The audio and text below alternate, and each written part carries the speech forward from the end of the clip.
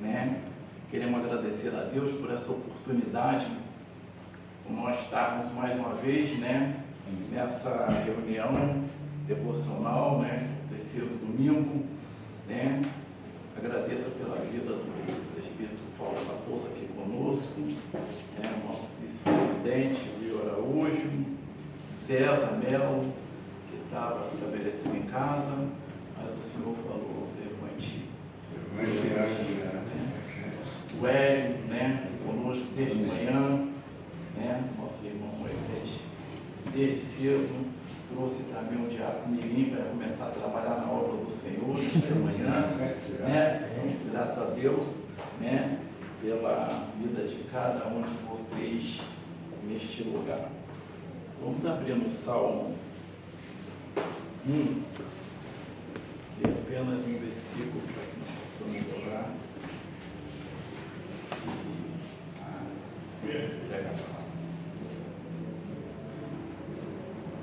Bem-aventurado o homem que não anda no conselho dos ímpios, não se detém no caminho dos pecadores, nem se assenta na roda dos escarnecedores.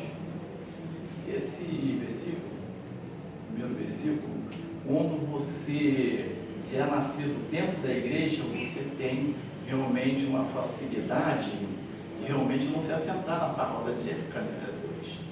Mas quando você não é nascido nesse evangelho, Cristo na igreja, você veio depois, você vem de uma família de várias religiões, você tem que se segurar muito, você tem que andar com o pé, com freio, principalmente família que gosta de festa todo mês, né? E agora, antigamente eram nossas casas, né? Agora são um salão de festa, né? E como você se faz para poder não se assentar nessa roda de escarnecedores? Que é seu primo, que é seu sobrinho, que é seu irmão. Como você vai fazer com isso? Vamos ficar aqui, não se assentar. Bom, eu fico pensando, vou me assentar, já pequei, sou um pecador, mas vou sentar e não vou participar do que eles estão participando. Vou comer daquela empadinha, daquele bolo, vou tomar daquele refrigerante, eu vou, mas daquele chope eu não vou, daquela conversa boba eu não vou. Mas é difícil para nós, é difícil, não é, presbítero? Você não pode deixar de assentar com uma sobrinha ou com um afilhado e falar: ai, tio, eu te amo tanto, né? Mas ela não é evangélica, nem católica ela é. E é difícil isso para nós, né? E por isso eu oro todos os dias, né?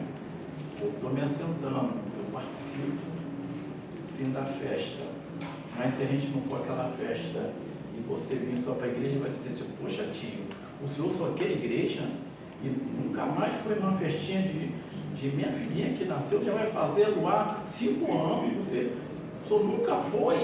A gente tem que ter esse cuidado. E depois, como é que vai falar de Jesus para essas pessoas, para estar na casa, não é? Então nós temos que ter esse cuidado, que me chama a atenção apenas nesses versículos, só isso, né? Sempre tem. E no dia de hoje, eu fui visitar uma sobrinha, justamente. Essa sobrinha, ela não tem praticamente religião. O reverendo Renato foi lá na casa visitar, porque ela está com câncer terminal. E orou com ela, deixou lá o Salmo 46 para ela meditar dia e noite nesta palavra. E hoje eu saí daqui do culto, fui lá para visitar e falar com ela. Sentei com ela lá, meu marido, orando com ela, falei: Renata, larga tudo para trás, soberba, larga tudo.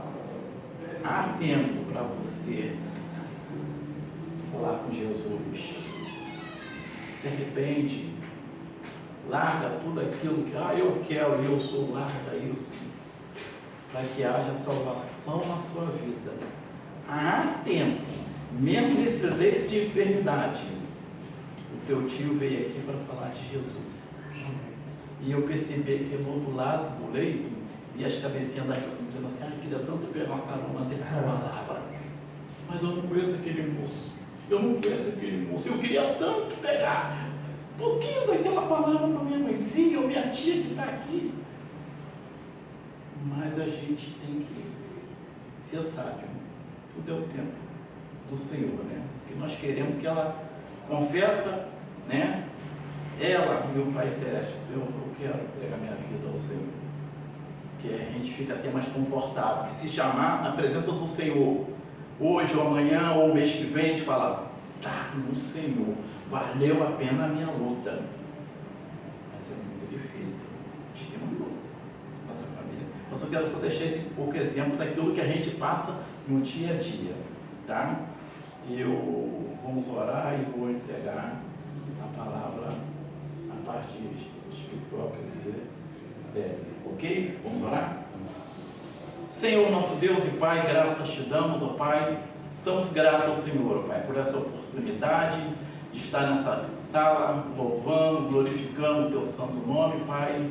É uma honra, Pai, para cada um de nós, Senhor, dar essa oportunidade de ouvir a Sua voz, a Sua palavra, Pai, que nós possamos crescer cada vez mais nessa sala PH, que ela é uma sala de treinamento, mas onde nós vamos aprendendo, aos poucos nós vamos aprendendo do Evangelho, porque nessa sala tem homens santos, homens que louvam o Senhor, Pai, dia e noite, ó Pai.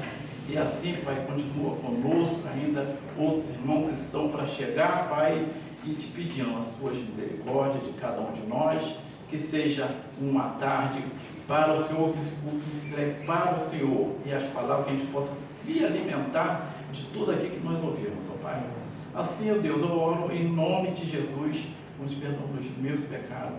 Amém. Amém. Amém. Meu irmão Hélio, palavra está contigo. Boa tarde. A gente ainda está com o coração aquecido, né, da nossa feira, né? Estávamos ali participando e nosso propósito, né, era lembrar, né, dos nossos missionários, né? Eu fiz aqui um vídeo no outro ano e esse ano, devido às circunstâncias, a gente estava até com a bancada atrás molhada também, né? Nós enfrentamos o desafio, né? De mesmo que o tempo não fosse bom, a gente estivesse lá e nós cumprimos, né, o ministério, né, que Deus nos deu de lembrar desse dia e de estarmos ali participando juntos e ter comunhão no momento, né, que é tão especial e que leva, né, para longe, para extramuros, né, aquilo que a gente tem feito aqui na cidade, né. Eu queria deixar que o nome desses irmãos, porque o Peter me passou, né, o nome do pastor Luciano e do William Mateus, que é um presbítero. Eu mandei a mensagem no nosso grupo e eu fazia referência deles nesse vídeo para que a gente pudesse, naquele momento, né, poder lembrar desses irmãos do Rio Grande do Sul, né, não só representando uma barraca, mas que a gente estivesse ali lembrando desses irmãos, né, como eu fiz da outra vez. E nós não tivemos a oportunidade de divulgar, né, o trabalho deles com aquelas fotos que a gente tinha, né.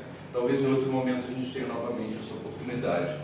Mas eu acho que o nosso coração estava aquecido, né, de poder estar ali, participando dessa maneira, né, que mesmo estando na cidade, né, aquilo que a gente faz aqui seja fruto para aqueles que possam estar no campo, né, enfrentando, como o pessoal do Rio Grande do Sul, que enfrentou uma luta enorme esse ano, e nós não poderíamos deixar de lembrar desses irmãos, né.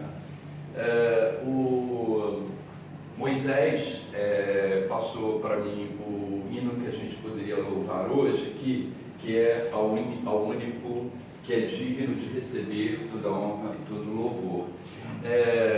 Nós vamos tocar, os irmãos conhecem esse corinho e cantam conosco, né? Sim. Eu chamei o irmão Edson, mas hoje ele não pôde vir porque ele tem um problema, né, importante lá que ele está num trabalho dele, que também estava, inclusive pega ele no domingo também, né? Irmão Edson, que toca violão conosco, né? Mas nós vamos louvar o Senhor e depois nós passamos a palavra. Vamos acompanhar com o Moisés fala e vocês acompanham com bastante tranquilidade.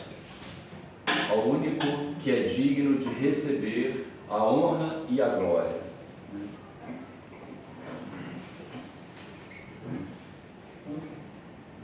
Só um instantinho.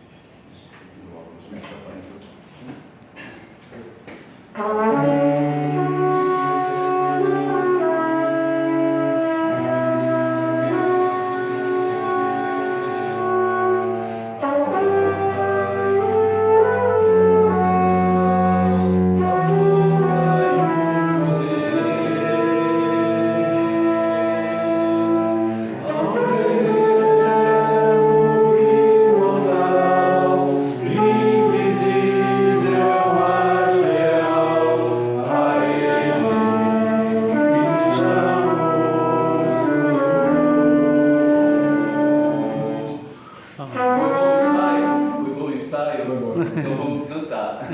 Os irmãos podem louvar, tá? Cantar e tocar é difícil, viu? Me ajuda aí com a sua voz de tenor. Vamos tentar. Ao único. Tá, irmãos, nesse tom. Ao único que é digno de receber a honra e a glória, a força e o poder, ao eterno e imortal, invisível, mas real, a Ele ministramos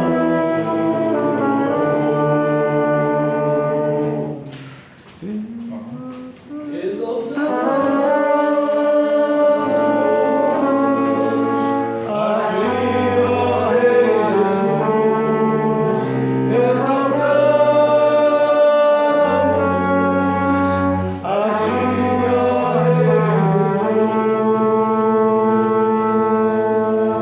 adoramos o Teu nome, nos rendemos aos Teus pés, consagramos todo o nosso ser a Ti.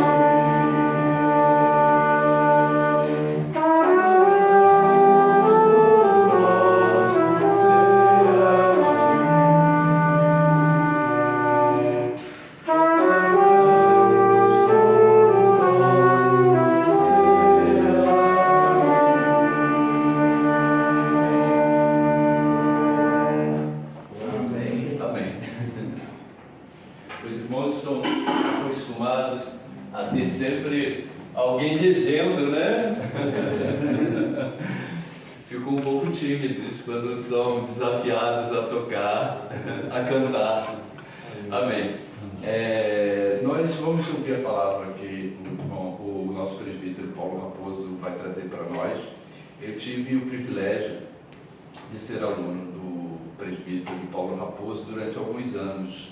E um dos estudos que eu não me esqueço, o estudo de Ruth, né, que a gente fez, né? Então, ele tinha uma classe em que a gente estudava versículo por versículo, capítulo por capítulo, lendo e traduzindo, né? E ele trazia sempre muitos conteúdos relacionados a esse tema, né? Que era uma classe voltada para estudar a Bíblia sem um conteúdo externo. Nosso principal conteúdo era a palavra, né? Essa era a nossa base, o nosso texto de base era a Bíblia. É uma estratégia teológica muito importante e que nos leva, né, ao estudo da Bíblia de maneira sistemática, né? Eu estou fazendo até agora um curso na turma de inglês que é a respeito das crônicas de Nárnia.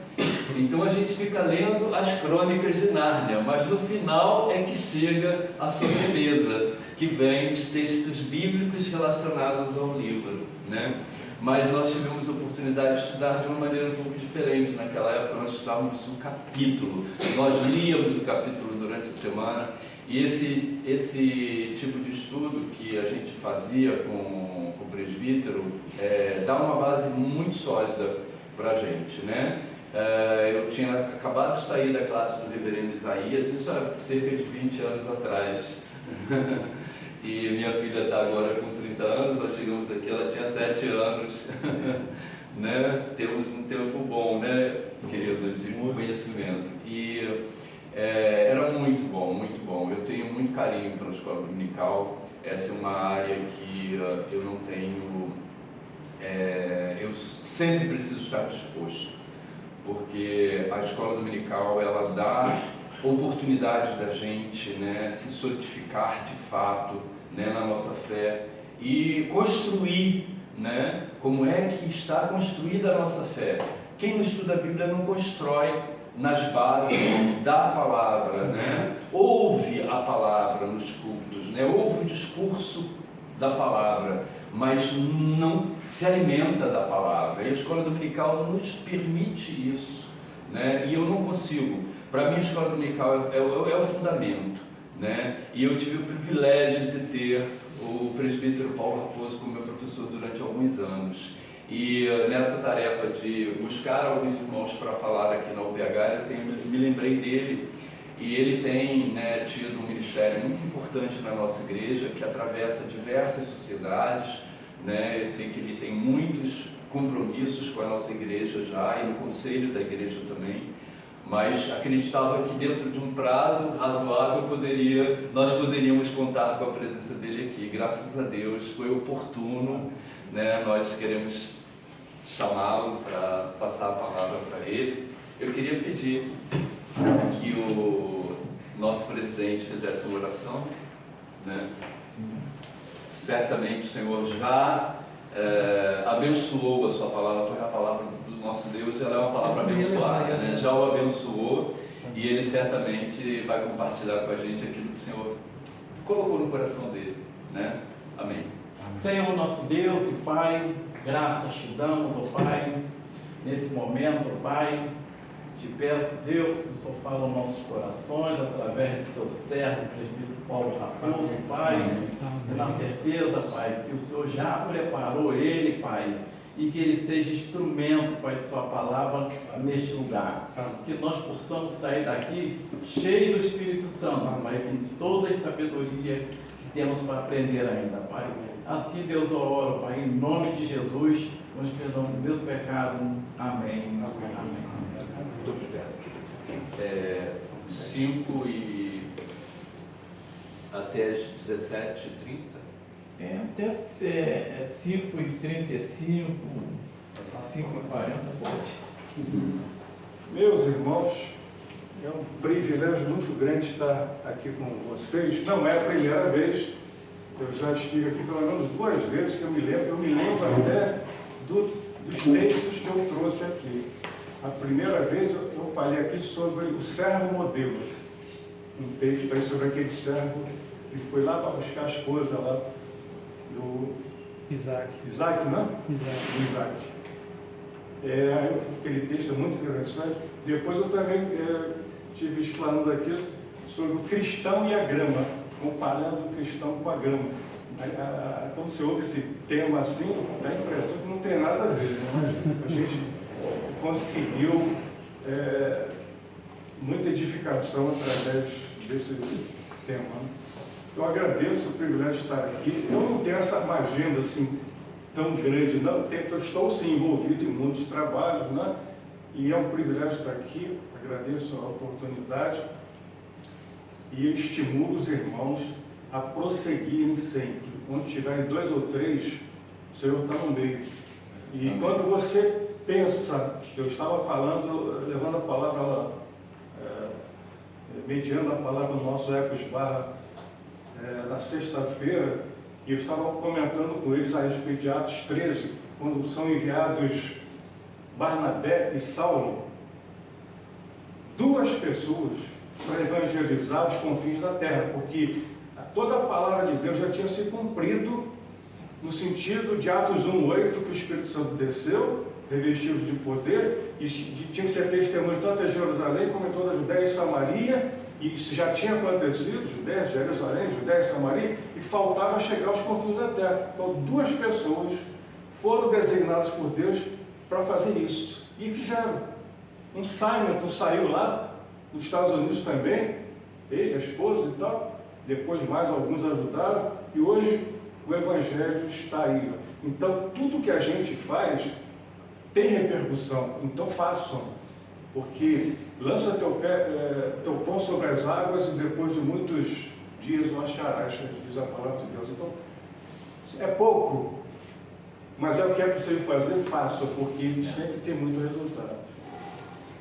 Meus irmãos, o tema que o Senhor me direcionou a falar, aqui agora, para a gente compartilhar, é sobre maldição hereditária.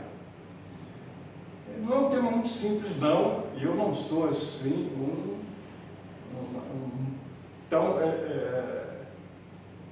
dominador desses assuntos, mas eu tenho procurado me desafiar a escrever, porque eu tenho lá escrito bastante coisa aí no meu blog, a respeito de alguns temas, e às vezes as perguntas surgem de pessoas que leem, e que vai para muita gente tem acesso, porque está na internet, e me pergunta alguma coisa, e aí eu estudo um pouco e respondo, né? E esse é um tema que eu precisava responder para mim mesmo e para compartilhar também. Maldição hereditária. E eu vou tentar resumir, porque o assunto é muito vasto, e nós vamos falar um pouquinho, vou fazer uma introdução, falar um pouquinho sobre maldição e bênçãos hereditárias. Como é que é isso? Vou falar um pouco também sobre o peso e a efetividade da maldição. Como é que funciona esse negócio quando Deus profere uma maldição e quando o ser humano profere também uma maldição ou praga sobre o outro. E por fim, vamos falar um pouquinho também, vamos pensar, refletir um pouquinho sobre como se livrar da maldição hereditária. Então vamos lá. Algumas questões que logo vêm à nossa mente. O que é uma maldição hereditária? A Bíblia fala sobre maldição hereditária? Podem os filhos pagar pelos pecados dos pais? É preciso quebrar a cadeia, abre aspas aqui, né? Cadeia de maldição hereditária? É preciso? Ela afeta o crente? Então estas são algumas questões que permeiam o inconsciente, né?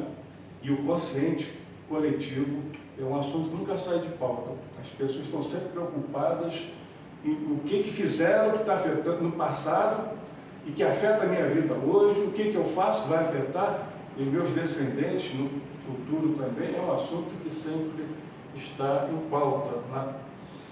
Maldição e amaldiçoar. O que os dicionários falam sobre isso?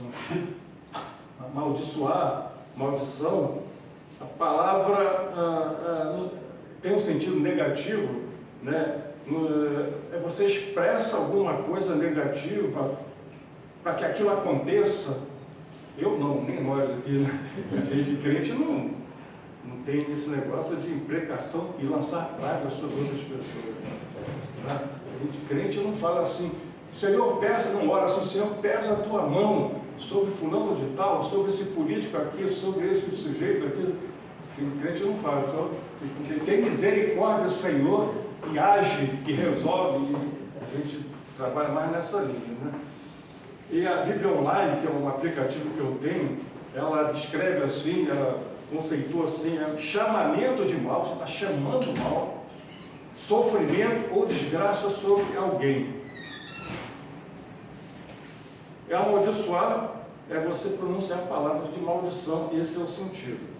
Bom, então o primeiro tópico seria maldição e bênçãos hereditárias. Vamos pensar um pouquinho sobre o que é isso aí, maldição e bênção hereditária. Qual seria a origem da maldição hereditária? Eu já estou praticamente afirmando que ela existe, não é? Desde o início da Bíblia, você vai perceber que essas duas palavrinhas, e na história humana também, elas acontecem, bênção e maldição. elas estão presentes desde o início da Bíblia, assim como amaldiçoar e abençoar. Elas caminham juntas, mas são forças, né, completamente opostas. Qual foi a primeira ocorrência na Bíblia de maldição? Isso acho que todos se lembram, né?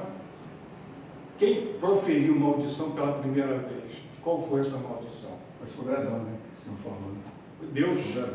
Deus proferiu maldição depois da queda dos nossos primeiros pais, Adão e Eva. E ele disse, essa maldição alcançou a serpente, ali simbolizando Satanás, né? E a terra como um todo. E ele diz para a serpente, então o Senhor disse à serpente, visto que isso fizeste, maldita és entre todos os animais. Então, o primeiro pronunciamento, a origem, então começa aí. E depois ele diz assim, e Adão disse, visto, eu não estou citando os textos porque é muito conhecido, né, para a gente ganhar tempo, e Adão diz, visto que atendeste a voz de tua mulher e comeste da árvore que eu te ordenara, não comestes, maldita é a terra por tua causa. Aí as pessoas às vezes pensam que o trabalho é uma maldição de Deus. Não, o trabalho é uma bênção. Você ficar ocioso sem ter o que fazer o dia inteiro, você fica doido. Eu fico às vezes olhando as pessoas que estão num papel de vigilância, num parque ou num condomínio assim, aí que tem que ficar ali o dia inteiro parado, olhando as coisas que estão acontecendo. A maioria hoje já pega o celular e já fica olhando porque... Às vezes até policial. Perde até a oportunidade, o dever e a obrigação que ele tem de ficar vigilante ali. Não é? Então, aí vai surgir a primeira ideia de maldição hereditária, porque todos os descendentes de Adão e Eva vão estar debaixo dessa maldição da terra, não da serpente exatamente, mas da terra. Mais adiante acontece o dilúvio, aí depois do dilúvio Noé planta uma vinha, bebe lá do vinho que ele produz ali a partir daquela vinha, se embriaga, né?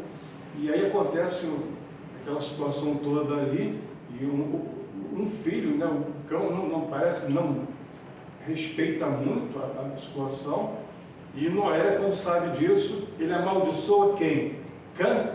Não, ele amaldiçoa o neto, o filho de Cã, Canaã, lá em Gênesis 9, 20 a 27. Aí a gente não sabe exatamente se Canaã, que era o filho de Cã, que fez aquele ato, talvez, aquele gesto de não muito respeito pelo que o pai tinha feito, teve alguma coisa a ver, mas foi amaldiçoado ali também, a maldição vem de longe. Bom, eu estou falando da origem, que vem lá do Gênesis, e a questão da bênção também, ela vem lá do início também, assim como a maldição vem, a bênção também vem, e é muito emblemático você pensar que Deus chama, depois de um certo tempo, Abraão. Sai da terra dele, lá do dos caldeus, para uma terra que ia mostrar, e Deus diz para ele, Deus faz aliança com ele, Deus diz para ele, e promete bênção a ele e aos seus descendentes. Olha aí a bênção hereditária.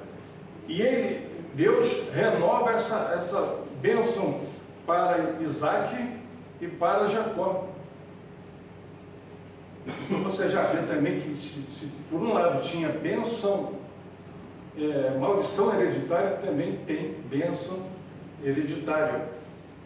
Davi, os seus descendentes também tiveram essa oportunidade de receber a bênção de Deus. Deus deu a ele uma dinastia permanente. Isso não quer dizer que ele era um homem segundo o coração de Deus, mas não quer dizer que ele nunca pecasse. Mas Deus fez uma aliança com ele também, porque ele era um homem segundo o coração de Deus. E apesar dos pecados, a gente vai comentar mais alguma coisa sobre isso. Ele era um homem segundo o coração de Deus, por isso Deus fez essa aliança com ele.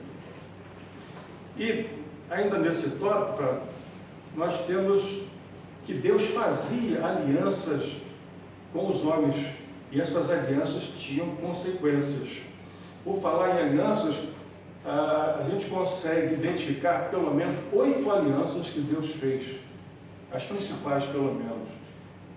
Eu vou citar rapidamente aqui a edêmica, lá no Éden, a adâmica, a noética, a abraâmica, que eu acabei de citar, a mosaica, com Moisés, a davídica, com Davi, e a nova aliança também, que abrange toda a igreja.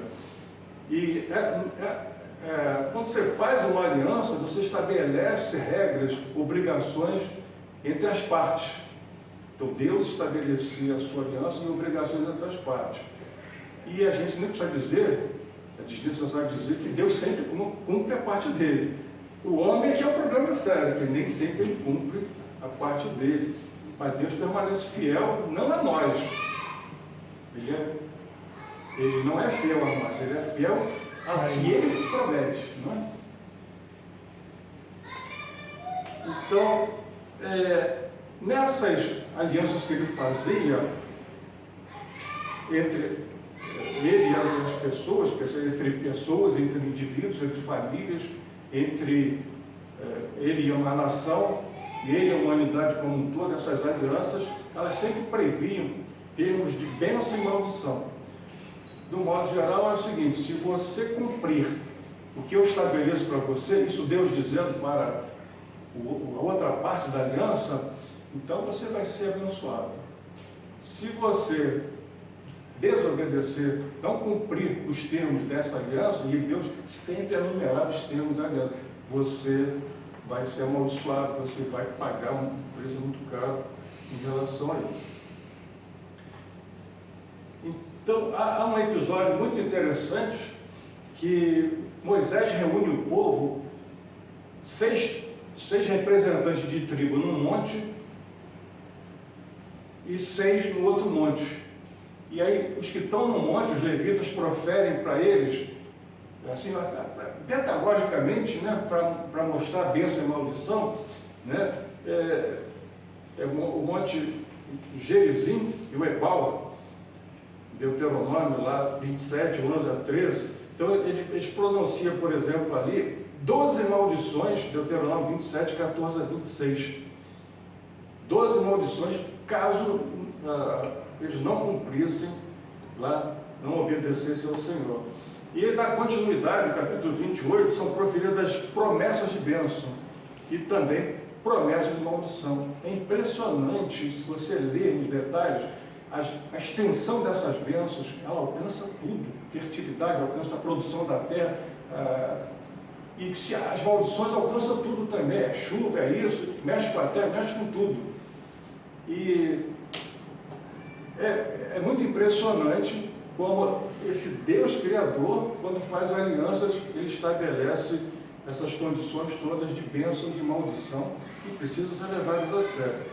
E na nova aliança, que é a aliança que a gente tem com a igreja, né, através de Cristo, a aliança que Deus faz com a sua igreja, tem essa questão de bênção e maldição? Eu andei pensando um pouco sobre isso. Em termos de bênção, é muito claro, porque lá em Efésios 1, 3, diz que nós temos em Cristo toda a sorte de bênçãos. Então, aquele que está em Cristo recebe de Deus toda a sorte de bênçãos. E a questão da maldição? A maldição é um pouco diferente aí no caso dessa nova aliança em relação ao Antigo Testamento. As alianças do Antigo Testamento. No caso, a maldição está reservada para aqueles que rejeitam o Senhor Jesus Cristo. Aí tem a punição eterna, etc, etc.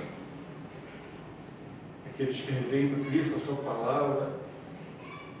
Então, a gente, já nesse primeiro tópico, viu a origem da maldição, a origem da bênção, e como as alianças que Deus fazia e fez ultimamente com os seres humanos continham elementos de maldição e de bênção. Então vamos prosseguir aí pensando um pouco sobre o peso e a efetividade dessas maldições ou da maldição. Então, a maldição de Deus, ela funciona mesmo, ela é para valer, acontece. A do homem, quando o homem profere uma maldição, é para valer, é o que a gente vai tratar agora. Então, quando Deus entregou os 10 mandamentos para Moisés, para o povo, ele falou alguma coisa, ele falou assim, né? Não farás para ti imagem de escultura, isso já quando ele concedeu os 10 mandamentos. Não farás para ti imagem de escultura, nem semelhança alguma do que há em cima nos céus, nem embaixo na terra, nem nas águas debaixo da terra. Não adorarás, nem lhes darás culto, porque eu sou o Senhor teu Deus, Deus zeloso. Olha só o que vai ser dito agora. Gravem bem isso. Que visito a iniquidade dos pais nos filhos até a 3ª e 4ª geração daqueles que me aborrecem. E faço misericórdia até 1000 gerações daqueles que me amam e guardam os meus mandamentos. Então, quando Deus está concedendo a essência da lei, que são os 10 mandamentos, ele insere ali, no pronunciamento do segundo, no final do segundo mandamento, no próprio pronunciamento desse segundo mandamento, que é não farás imagem e tal, é essa questão de que aqueles que são piedosos, fiéis ao Senhor, a misericórdia de Deus estará sobre eles até 1000 gerações. Mas os que praticarem iniquidade, essas iniquidades vão prevalecer ali até a 3ª e 4ª geração. Esse é um assunto que às vezes não é tão explicado, não? E é um assunto que merece ser melhor esclarecido. Como é que é isso? Então, se eu pequei, eu vou contar literalmente, eu não sou o dono da verdade, não. Eu vou falar o que eu estudei, o que eu aprendi, o que eu entendo sobre o assunto. Então, se eu cometi pecados, 3 a 4 gerações vão pagar esse preço, depois vai ficar tranquilo. Mas e se meu pai cometeu pecado, mas eu sou justo, sou piedoso, a impiedade dele vai prevalecer, porque o justo também, a misericórdia do Senhor prevalece por 1000. O que vai prevalecer? A culpa do pecado do meu pai, ou a minha santidade, a minha vida piedosa diante de Deus? Parece que há uma coisa excludente, alguma coisa complicada. Como é que a gente vai entender isso, não? Aí eu procurei me debruçar para entender um pouco sobre isso. Então a gente precisa pensar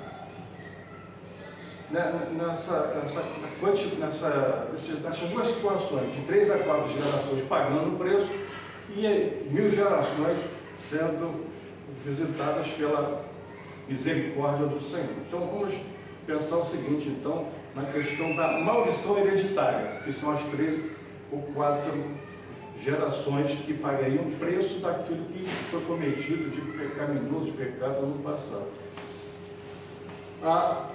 Esse texto que fala sobre 3ª e 4ª geração aparece em pelo menos 3 ocasiões. Em Êxodo 25, visito a iniquidade dos pais nos filhos até a 3ª e 4ª geração daqueles que me aborrecem. Em Êxodo 34, 7, porque na verdade a fala inicial de Deus foi lá na concessão da lei. E aí o que vai acontecer é que depois isso vai ser repetido em algum momento, né? Reportando-se aquilo que foi dito antes. E em Êxodo 34, 7, fala uma coisa, acrescenta alguma coisa interessante, quando diz assim: ainda que não inocenta o culpado, e visita a iniquidade dos pais nos filhos, e nos filhos dos filhos, até a 3ª e 4ª geração. Êxodo 34, 7b. E Números 14, 18b, vem nessa mesma linha: ainda que não inocenta o culpado, e visita a iniquidade dos pais nos filhos até a 3ª e 4ª gerações. Então, todos esses 3 textos que tratam da maldição hereditária de 3 a 4 gerações, dão essa mesma ideia. eu pergunto o seguinte, nós passamos o que para os nossos descendentes, para os nossos filhos? O que nós passamos para eles, de um modo geral? Nós passamos alguma coisa da nossa genética. Nós recebemos 50% dos pais, 25% dos avós. Então, a nossa genética é transferida de pai, dos ascendentes para os descendentes. Nós passamos aspectos físicos, então, aspectos de temperamento, a gente herda muitas vezes temperamento, aspectos mentais, até de inteligência, a pessoas.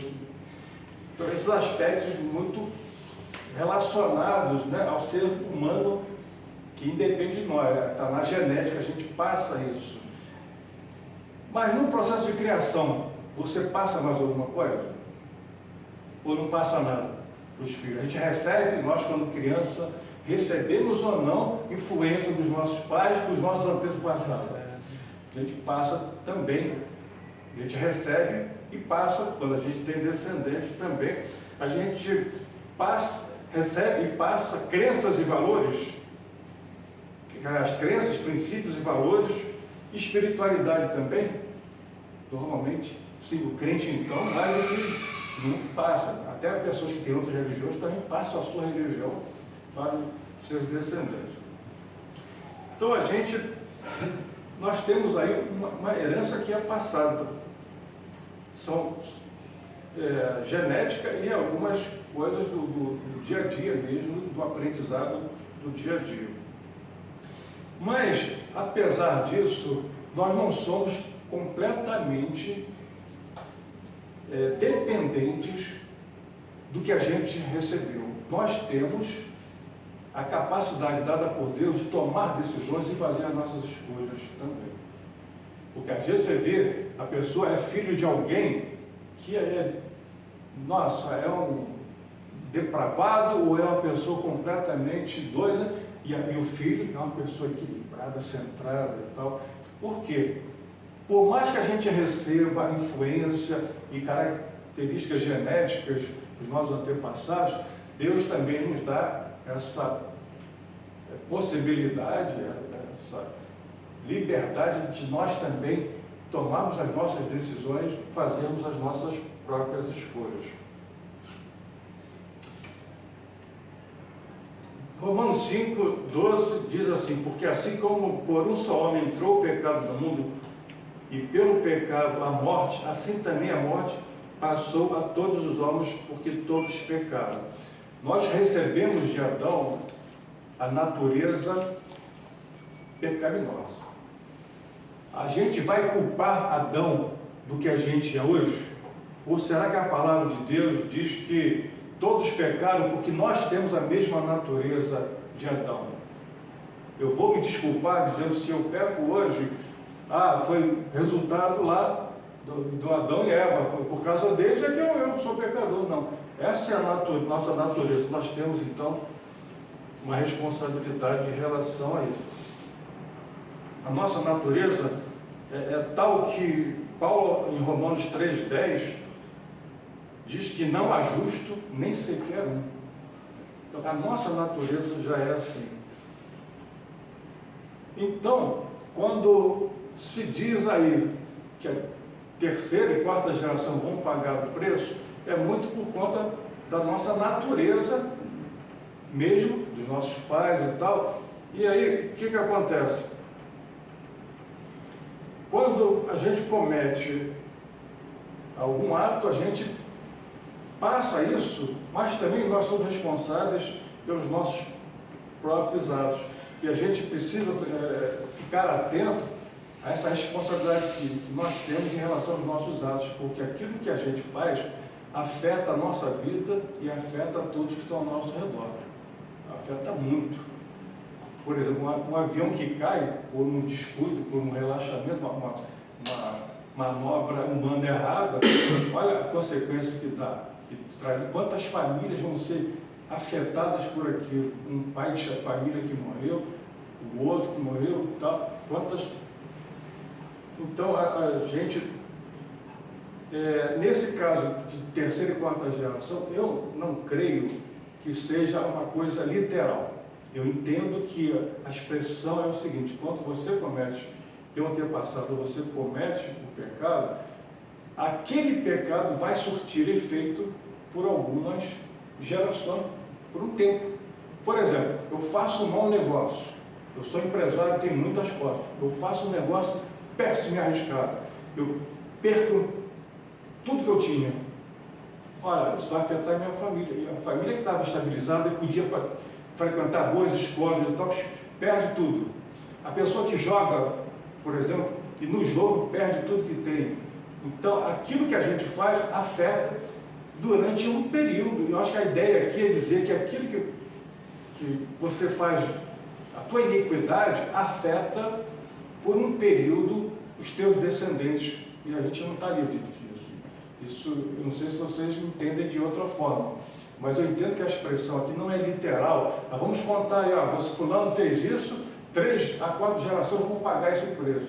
Não, é o tempo que às vezes aquele mal acaba causando. Depois a pessoa pode sair daquela situação. Eu acho que vale pontuar porque tem muitas denominações cristãs que mencionam a questão de quebra de maldição hereditária. Isso daí tem uma propaganda no momento e eu acho que a gente precisa pontuar a respeito disso, de ver que realmente há um equívoco nessa ideia. Claro, já foi explicado aqui que existe a maldição hereditária, mas não é nos moldes que eles estão anunciando, né? É algo do tipo, alguém fez algo errado ancestral seu e você ainda fica pagando pelo que ele cometeu. No sentido, por exemplo, genética, há coisas que você faz. Por exemplo, eu nunca vou esquecer da professora de biologia, quando eu estava na escola técnica, ela dizia que ela sabia que fumar prejudicava a gravidez, a criança nascia com pouco peso. E ela falou, mas mesmo assim eu fumo, eu nem sabia.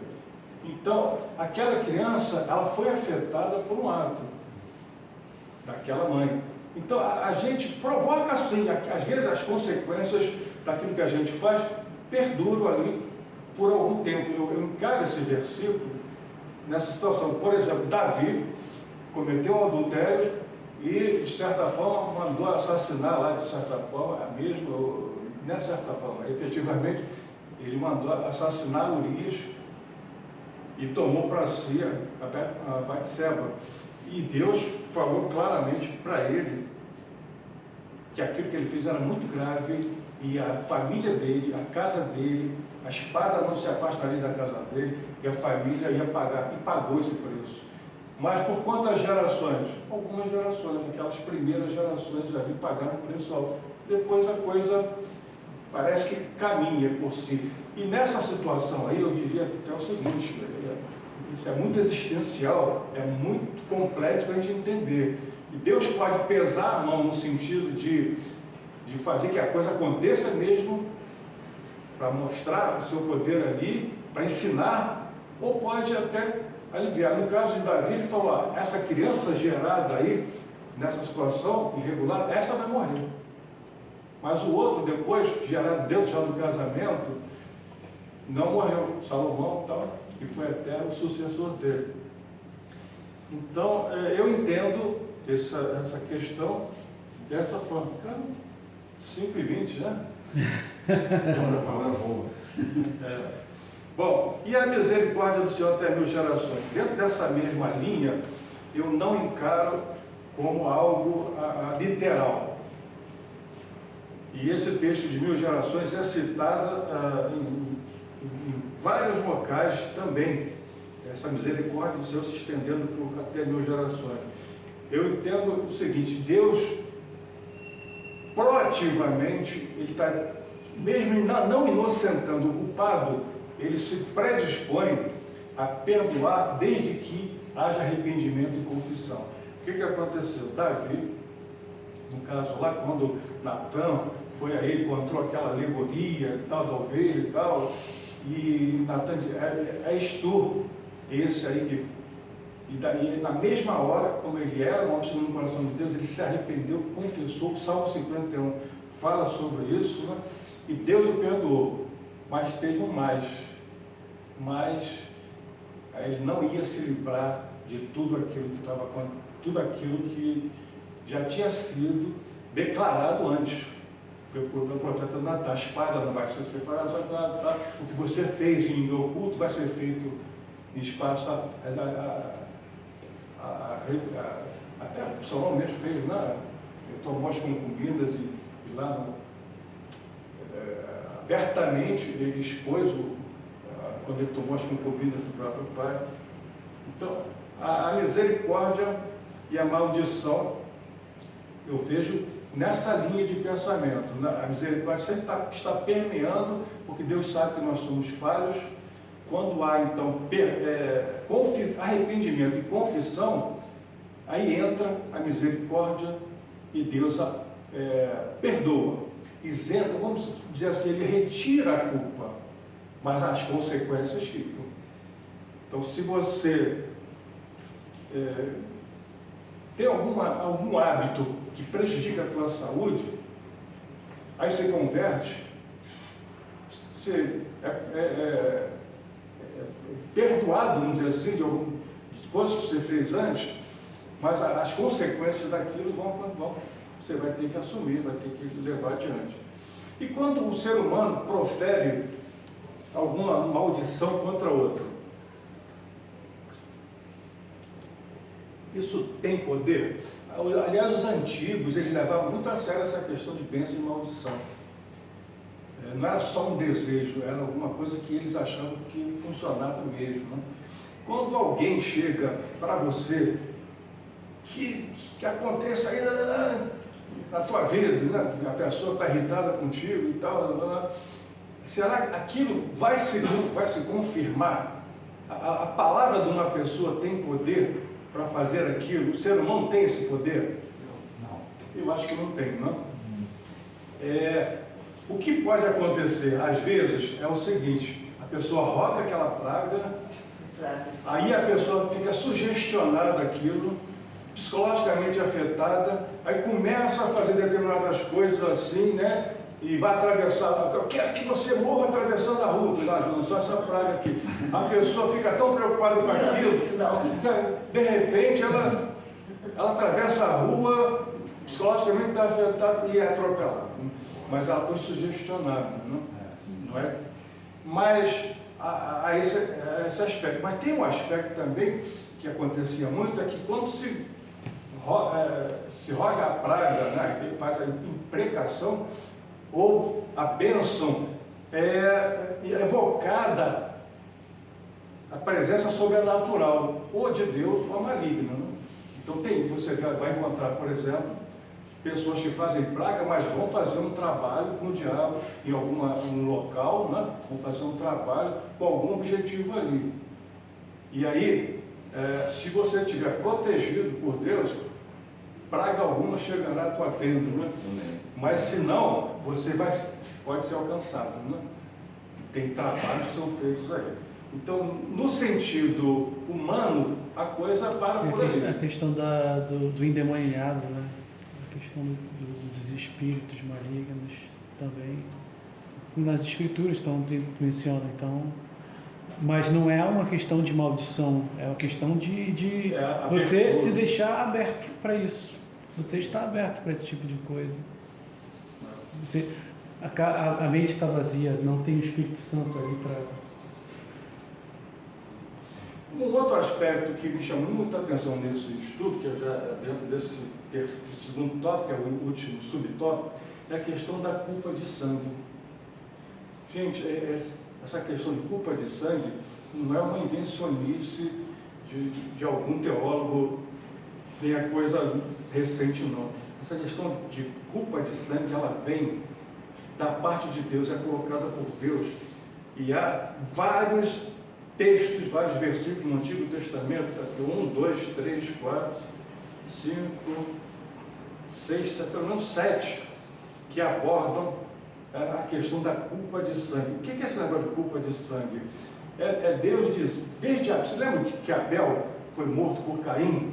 E o que Deus falou para Caim? O sangue de Abel clama e chegou até mim esse clamor, porque essa ideia de culpa de sangue é quando um inocente é morto por minha causa, de alguma forma, recai sobre mim culpa de sangue.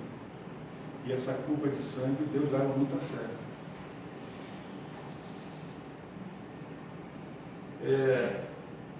Deus diz a Noé e aos seus descendentes depois do dilúvio que haveria essa cobrança de culpa de sangue de qualquer um, lá em Gênesis 9, 5 a 6. Não fiquem preocupados também, que eu sempre costumo publicar aquilo que eu ministro, né? E depois, quando eu publicar, até o Hélio vai tomar conhecimento, porque ele está no meu grupo. Eu costumo compartilhar no PH. Pode compartilhar no PH aí. Então, existe a questão da culpa de sangue, duas situações, por exemplo, que envolvem homicídio, que é o doloso e o culposo. O culposo, quando você não tinha intenção e a pessoa acabou morrendo. Foi sem querer. Foi sem querer, a pessoa acabou morrendo. E o doloso é quando você já tinha a pessoa como seu inimigo, já estava premeditando, antecipadamente e acusou. O doloso não é dúvida que é crime mesmo, mas o culposo, você mesmo assim mantém a culpa de sangue. E aí por isso é que Deus criou lá, mandou que houvesse aquela cidade de refúgio para que as pessoas que cometessem um crime assim, de homicídio, elas fossem por um tempo protegidas, refugiadas lá, até que houvesse um julgamento para ver se foi culposo, se foi doloso e tal, a cidade de refúgio. Mas se você fosse doloso e fosse para lá se refugiar, você podia ser tirado pelos anciãos, tirado e entregue para Vingador de sangue. Vingador de sangue. Vingador do sangue, para que ele matasse. A coisa no Antigo Testamento era muito séria. Há um caso dos gibeonitas também, que tinham feito um acordo com Josué. Você lembra que eles se disfarçaram, estavam de muito longe e tal, para não serem atacados? Mas depois Saul foi e matou um monte de gibeonitas. E aí Davi se deparou com 3 anos de fome. E perguntou a Deus: o que está acontecendo? Aí ele falou: há culpa de sangue, porque Saul matou os gibeonitas e havia uma aliança com eles. E aí Davi teve que pegar 7 descendentes de Saul, que estavam vivos, 7, entregar os gibeonitas, e eles mataram, crucificaram os 7. E aí o versículo diz que depois disso Deus se tornou favorável para com a terra. Então esse assunto é muito complexo, né? Antigo Testamento, então, a coisa é parada dura, mas culpa de sangue é impressionante. E quando eu penso em aborto, gente, é culpa de sangue. Se matar um ser vivo ali no ventre. No Novo Testamento tem isso. Pilatos tinha consciência disso e lavou as mãos, porque eu não quero assumir a culpa do sangue desse inocente. E o que o povo respondeu? E o povo respondeu: caia sobre nós o seu sangue e sobre nossos filhos. Então o povo de Israel tinha consciência dessa questão da culpa de sangue também. Muito bem, vamos fechar rapidinho aqui. Como se livrar da maldição hereditária? Primeiro, é preciso entender que há uma responsabilidade individual. Houve um tempo em que circulava lá entre os judeus uma ideia que os pais comeram uvas verdes e os filhos nasceram com dentes botados, alguma coisa por aí, né? E aí, exatamente lá em Ezequiel 18, 1 a 4. E Deus não, a responsabilidade é individual. A alma que pecar, essa morrerá. E Jeremias 32, 18 a 19, fala que para dar a cada um segundo o seu proceder, segundo o fruto das suas obras. Então a gente está falando de alguma coisa, uma maldição hereditária, mas Deus quer chamar a atenção que existe uma responsabilidade pessoal, individual, e não adianta querer ficar culpando outros, nossos antepassados e tal. E diante dessa maldição hereditária, por exemplo, Adão nos legou uma maldição hereditária, a terra e tudo mais. Então nós temos uma maldição existencial desde Adão aí. O que o homem tem a fazer em relação, como ele vai se livrar disso? Aí entra então a providência divina. E diz o apóstolo, e diz Isaías, diz o profeta Isaías 53, 5 e 6, que o Senhor fez cair sobre ele a iniquidade de todos nós. Então, tudo aquilo que era iniquidade, que era castigo, fruto de pecado existencial dessa cadeia geracional, Deus fez cair sobre Jesus ali. Falamos em culpa de sangue, e culpa de sangue se pagava com sangue. A alma que pecar, essa morrerá. Então, se você matou, tinha que morrer. Essa é a ideia. E foi por isso, e aliás, Jesus veio e deu a sua vida na cruz por conta exatamente dessa ideia. E Hebreus fala que sem derramamento de sangue não há remissão de pecados. E por isso Jesus deu a sua vida por nós para nos remir dessa culpa de sangue que vem desde Adão até hoje. Nós somos justificados pelo sangue de Jesus. Acelerando aqui nisso, esse final, então a gente pode dizer que em Cristo, toda essa maldição hereditária, ela é paga, é reivindicada e paga em Cristo, porque Ele assumiu toda essa culpa. Mas é importante frisar, para terminar aqui, o aspecto da necessidade de arrependimento e confissão. É importantíssimo, a Bíblia ressalta, quando Davi pecou, só quando ele se arrependeu e confessou, foi retirada aquela culpa que ele tinha. Ele foi justificado, ele não foi inocentado, foi justificado no sentido que ele tinha cometido. Então, nós precisamos, aí a gente não pode deixar de pregar sobre isso, a necessidade de arrependimento e confissão. É muito fácil, vem para Jesus aqui e tal, vem para Jesus. Então, as pessoas precisam refletir que existencialmente pesa sobre eles uma culpa da sua natureza pecaminosa. Ela precisa perceber isso, compreender isso, ela precisa confessar isso. Foi o que Davi fez e ele foi perdoado. E às vezes, será que eu também preciso confessar pecados de outros, dos meus pais, dos meus antepassados? Aí eu só vou deixar como exemplo, por exemplo, Esdras, Neemias e Daniel, vivendo tempos terríveis de exílio. Quando eles oraram a Deus, clamando ao Senhor, eles se incluíram como aqueles que tinham cometido iniquidade e clamavam e confessavam, se arrependiam, como se eles tivessem também feito isso, para que o Senhor fosse favorável e sua misericórdia os alcançasse. Então, além de tudo mais, eu acho importante essa ideia da gente se humilhar e às vezes confessar pecados dos nossos antepassados, pecados nossos. E Jó, por exemplo, reunia família, pode ser que alguém tenha pecado, e reunia para de alguma forma adorar ao Senhor e ali confessar algum pecado que eles houvessem cometido. É importante que isso aconteça. E Atos 3,9 diz: arrependei-vos e convertei. João Batista começou pregando o quê? Arrependimento. Arrependei-vos e convertei-vos para serem cancelados os vossos pecados. Atos 3,19, não é João Batista, mas eu lembrei aqui que João Batista começou com a pregação de arrepender, porque está próximo ao reino dos céus. Então o arrependimento é fundamental. Atos 2,38 também fala: arrependei-vos e cada um de vós seja batizado em nome de Jesus Cristo para a remissão dos vossos pecados e recebereis o dom do Espírito Santo. E o crente? Já foi perdoado em Cristo, já foi liberto de todo e qualquer tipo de maldição.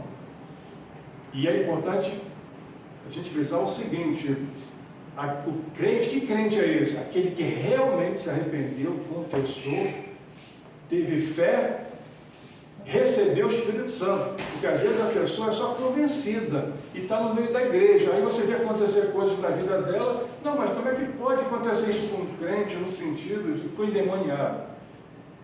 crente endemoniado não faz a mínima lógica, não faz sentido nenhum, porque se tem a Espírito Santo dentro de si, não tem espaço para outro, né? Então, o crente também precisa se manter puro, e diz a palavra lá em 1 João 1,9, se confessar os nossos pecados, ele é fiel e justo para nos perdoar de todo o pecado. Então, meus irmãos, a maldição hereditária afeta a todos? Afeta. Nós precisamos. Como é que a gente se livra da maldição hereditária? Confessando Jesus Cristo como o único verdadeiro Salvador, verdadeiramente sendo habitado pelo Espírito Santo e vivendo uma nova vida. Se é uma nova vida, tudo que é velho ficou para trás. Então, que Deus nos ajude a entender e a perceber que se houve uma maldição, também Deus tem para nós bênçãos. E eu queria terminar com a palavra positiva do Salmo 112, 1 e 2. Aleluia, bem-aventurado o homem que teme ao Senhor e se compraz nos seus mandamentos. A sua descendência será poderosa na terra, será abençoada a geração dos justos. Então, servamos, obedeçamos ao Senhor e deixemos esse legado de bênção e não de maldição para as gerações que nos sucederem, né? Que Deus abençoe aí a nossa vida. Muito obrigado pela oportunidade. Amém. Amém. E podemos orar, não é? Vamos orar. Pai, nós te agradecemos pela oportunidade de compartilhar a tua palavra, de estudar, de perceber esses elementos tão preciosos que é da tua palavra em relação à bênção e maldição. Senhor, completa em nosso coração o entendimento daquilo que precisamos saber a respeito desse assunto, Senhor. E ajuda-nos, Senhor, a nos firmarmos em Ti e vivermos uma vida piedosa diante do Senhor, porque nós sabemos que Tu não inocentas o culpado, Senhor, porque nós fomos chamados para viver uma vida santa, sem santificação ninguém verá o Senhor. Ajuda-nos, Senhor, a viver em santidade de vida, a proclamar o Teu Evangelho. Ajuda, Senhor, ao pegar nesse sentido também, a cumprir o seu papel na Tua igreja e fora dela. É o que nós te pedimos e agradecemos em nome de Jesus. Amém. Amém.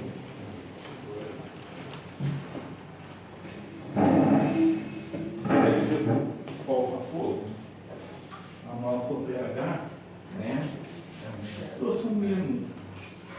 Olha, é tão pequena a nossa PH, mas trouxe um mimo. Já fui presenteado com essa oportunidade. Acho que isso receba com muito carinho, com muito amor, tá? Estou abraçando, irmão, aqui estou abraçando todos da UPH. Muito obrigado pela palavra, tá? Aprendemos muito, né? Porque quando a gente começa a pegar um livro lá de Gênesis, você tem que voltar tudo atrás e ficar o que é ligado, né? A gente está acostumado de Mateus para lá, meu irmão, vamos começar. É assim tu fez.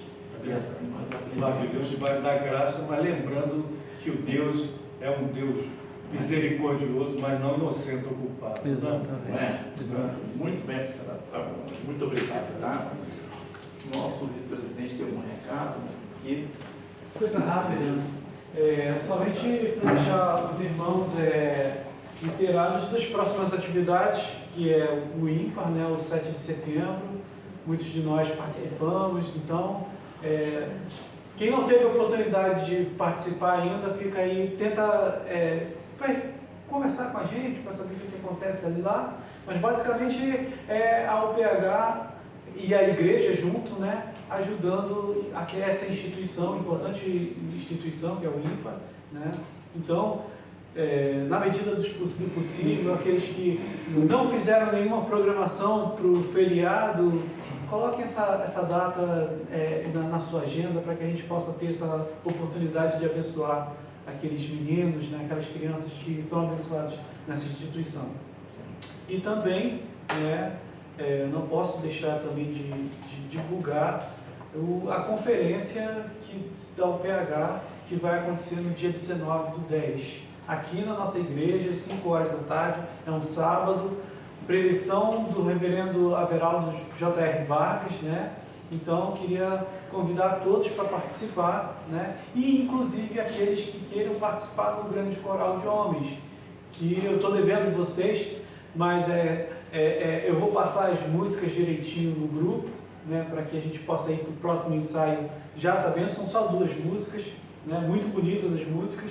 E o próximo ensaio vai ser uma semana depois do ímpar. Então o próximo ensaio vai ser no dia 14 de setembro.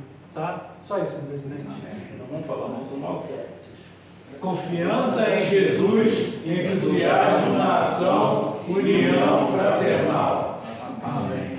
Nós temos nosso momento do nosso lanchinho, né? E César, né? Eu, mais outros irmãos, né?